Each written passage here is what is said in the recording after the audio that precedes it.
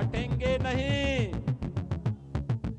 कटेंगे भी नहीं। याद करना, बंटे थे तो कटे थे, बटेंगे नहीं तो कटेंगे नहीं। क्या उत्तर प्रदेश के मुख्यमंत्री योगी आदित्यनाथ बिहार के अंदर हिंदू मुस्लिम वाली राजनीति करना चाहते हैं? जो उन्होंने उत्तर प्रदेश के उपचुनाव में किया, क्या वो इस बार ये सब कुछ बिहार में भी करेंगे?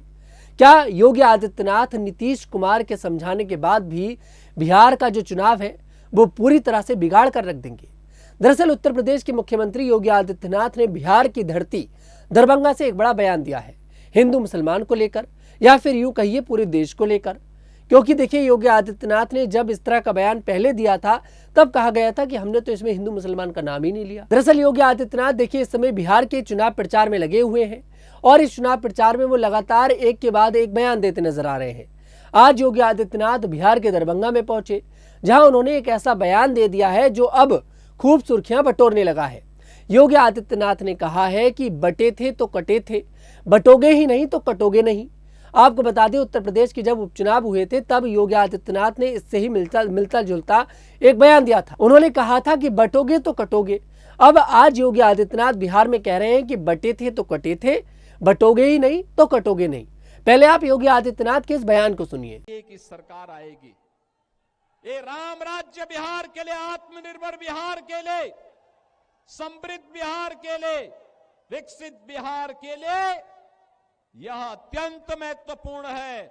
और यह केवल और केवल तभी होगा जब एनडीए विजयी होगा। एनडीए विजयी होगा, बिहार विजयी होगा। एनडीए की विजय बिहार की विजय के साथ जोड़ करके देखना होगा। और इसके लिए बहनों और भाइयों, बटेंगे नहीं, कटेंगे भी नहीं। याद करना, बंटे थे तो कटे थे,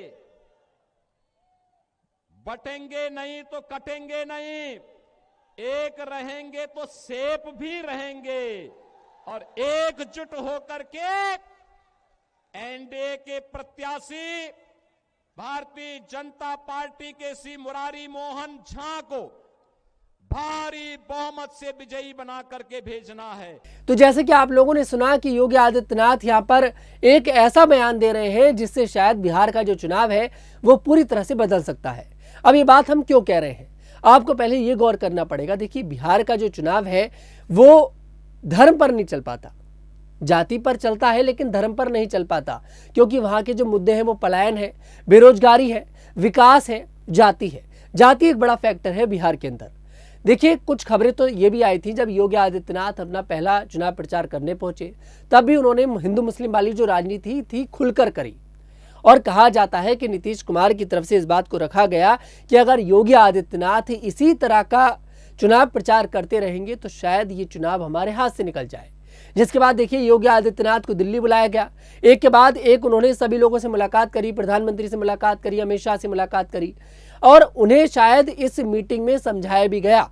और यह भी कहा जाता है कि योगी आदित्यनाथ की जो रैलियां थीं उनको कम किया गया, क्योंकि देखिए चुनाव से पहले जो खबर निकलकर सामने आ रही थी, ये आ रही थी कि योगी आदित्यनाथ इस बिहार के चुनाव में कम से कम 50 रैलियां करेंगे। लेकिन हमें नहीं लगता कि योगी आदित्यनाथ 50 रैलियों को कर पाएंगे, क्योंकि देखिए अब पहले चरण के मतदान में ज़्यादा समय बचा नहीं है। 6 नवंबर को पहला मतदान है, 11 नवंबर को दूसरा मतदान है, और उसके बाद देखिए 14 तारीख को इसका परिणाम आ जाएगा। तो अब पहले चरण के मतदान में यहाँ पर समय ज़्यादा बचा नहीं है। आज 3 तारीख है, 4, 5 और 6 की सुबह देखिए मतदान पड़ना शुरू हो जाएगा। तो ऐसे में योगी आदित्यनाथ अगर इस तरह के बयान देंगे तो शायद ऐसा लगता है कि जो बात नीतीश कुमार कह रहे हैं वो बात जो है थोड़ा सा सही साबित हो सकती है। हमने खुद बिहार के इस चुनाव को कवर किया है और हमने देखिए मुसलमानों से भी बात करी, हमने हिंदुओं से भी बात करी। ऐसा नहीं है कि योगी आदित्यनाथ को हिंदू जो है वो पसंद नहीं करता, लेकिन एक बात और है, जो बिहार का मुसलमान है वो नीतीश कुमार को जरूर पसंद करता है। अब अगर योगी आदित्यनाथ जाकर इस तरह की बातें करेंगे कि बटे थे तो कटे थे, बटोगे ही नहीं तो कटोगे नहीं, तो ऐसे में जो मुसलमान है वो तिलमिला सकता है, वो नीतीश कुमार से भी नाराज हो सकता है और इसका खामियाजा पूरे एनडीए को भुगतना पड़ सकता है। योगी आदित्यनाथ को यहाँ पर यह समझना पड़ेगा कि उत्तर प्रदेश का जो चुनाव है वो बीजेपी अकेले अपने दम पर भी लड़ सकती है और जीत सकती है, लेकिन बिहार के चुनाव को बीजेपी ना तो अपने दम पर अकेले लड़ सकती है और ना ही अकेले जीत सकती है। इस बार बीजेपी को नीतीश कुमार के सामने इतना विवश होना पड़ा कि भारतीय जनता पार्टी जो खेला महाराष्ट्र में कर उसने दिखाया, वही खेला वो बीजेपी में करना चाहती थी नीतीश कुमार ने, लेकिन चलने नहीं दी। 101 और 101 सीटों पर जेडीयू और बीजेपी लड़ रहे हैं। इससे साफ पता चलता है कि भारतीय जनता पार्टी नीतीश कुमार के दबाव में है। दबाव में इसलिए है क्योंकि केंद्र में जो सरकार चल रही है वो नीतीश कुमार की वजह से चल रही है। अगर नीतीश कुमार पीछे हट गए तो जो केंद्र की सरकार है, मोदी सरकार, वो कमजोर पड़ जाएगी। अब तो देखिए, जो बीजेपी के नेता हैं, गृह मंत्री अमित शाह खुद भी ये कहते हैं कि जहां प्रधानमंत्री मोदी है वहां नीतीश कुमार है। तो आप लोग समझ सकते हैं कि नीतीश कुमार का इस समय प्रभाव भारतीय जनता पार्टी में क्या है। हालांकि देखिए, ना तो नीतीश कुमार भारतीय जनता पार्टी के नेता हैं, ना उनका कुछ लेना देना है भारतीय जनता पार्टी से, लेकिन हाँ, नीतीश कुमार केंद्र में बैठी भारतीय जनता पार्टी के जो प्रधानमंत्री हैं, जो बने हुए हैं नेता उनके, और ज्यादातर बड़े बड़े पद बीजेपी के नेताओं ने ही ले रखे हैं, वो सिर्फ और सिर्फ नीतीश कुमार की वजह से हैं। इसलिए बीजेपी को नीतीश कुमार भी दबाव में चलना पड़ रहा है। और ये जो योगी आदित्यनाथ बिहार में जाकर इस तरह के बयान दे रहे हैं, इन बयानों से बिहार में खेल बिगड़ सकता है और विपक्ष इसका पूरा फायदा उठा सकता है। फिलहाल आपको क्या लगता है योगी आदित्यनाथ के इस बयान से? कमेंट सेक्शन में जरूर बताइएगा। मैं तनुज दीक्षित फिर आपसे मुलाकात करूंगा, तब तक के लिए हमारे साथ देखते रहिएगा न्यूज़ 15।